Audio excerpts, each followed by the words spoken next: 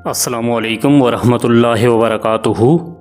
روایت میں آتا ہے کہ ایک شخص حضرت عیسیٰ علیہ السلام کی صحبت میں آیا اور کہنے لگا کہ میں آپ کی صحبت میں ہمیشہ آپ کے ساتھ رہوں گا، جس کے بعد حضرت عیسیٰ علیہ السلام اور وہ آدمی اکٹھے روانہ ہو گئے۔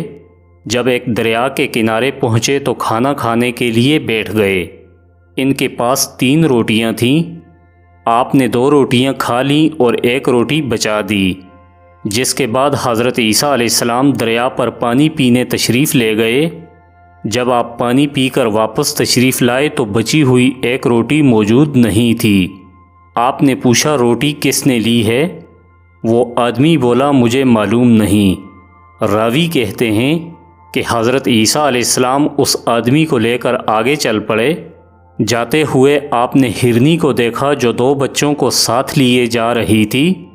آپ نے اس کے ایک بچے کو بلایا۔ جب وہ بچہ آیا تو آپ نے اسے ذبح کیا اور گوشت بھون کر خود بھی کھایا اور اس شخص کو بھی کھلایا۔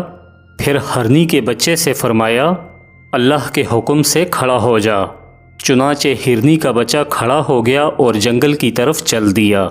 تب آپ نے اس آدمی سے کہا میں تجھ سے اس ذات کے نام پر سوال کرتا ہوں جس نے تجھے یہ معجزہ دکھلایا، بتا روٹی کس نے لی تھی؟ وہ آدمی بولا مجھے معلوم نہیں ہے۔ اس کے بعد آپ ایک جھیل پر پہنچے اور اس شخص کا ہاتھ پکڑ کر اپنے ساتھ لیے سطح آب پر چل پڑے۔ جب پانی عبور کر لیا تو آپ نے اس شخص سے پوچھا تجھے اس ذات کی قسم جس نے تجھے یہ معجزہ بھی دکھایا، بتا وہ روٹی کس نے لی تھی؟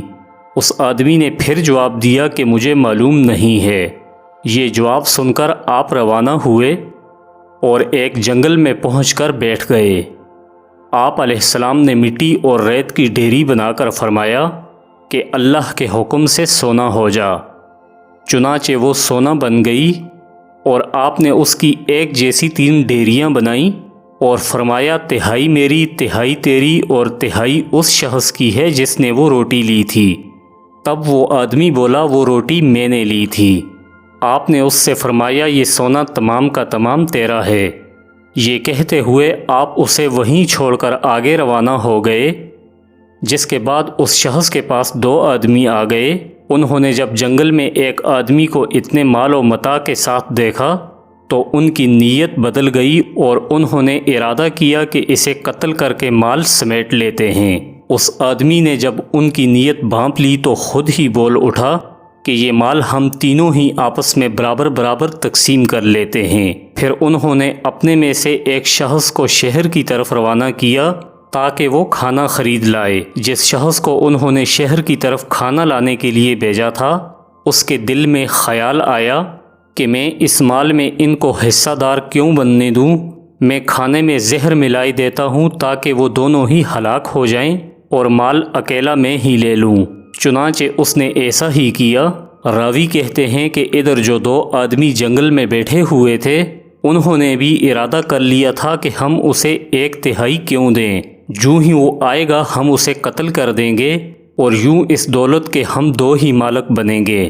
چنانچہ جب وہ آدمی کھانا لے کر آیا تو انہوں نے اسے قتل کر دیا اور بعد میں وہ کھانا کھایا جسے کھاتے ہی وہ دونوں بھی مر گئے اور سونے کی ڈھیریاں اسی طرح پڑی رہیں اور جنگل میں صرف 3 لاشیں ہی رہ گئیں۔ حضرت عیسیٰ علیہ السلام کا جب وہاں سے گزر ہوا اور ان تینوں کی یہ حالت دیکھ کر اپنے ساتھیوں سے فرمایا دیکھو یہ دنیا ہے، اس سے بچتے رہنا۔ اللہ پاک انبیاء علیہ السلام کے ان واقعات اور سبق آموز نصیحتوں کو مسلم امہ کو سمجھنے کے ساتھ ساتھ عمل کرنے کی بھی کامل توفیق عطا فرمائے۔ مزید ایسے خوبصورت واقعات سننے کے لیے ہماری ویڈیو کو لائک کیجیے۔ اگر چینل کو سبسکرائب نہیں کیا تو پلیز سبسکرائب کر دیجیے۔ والسلام۔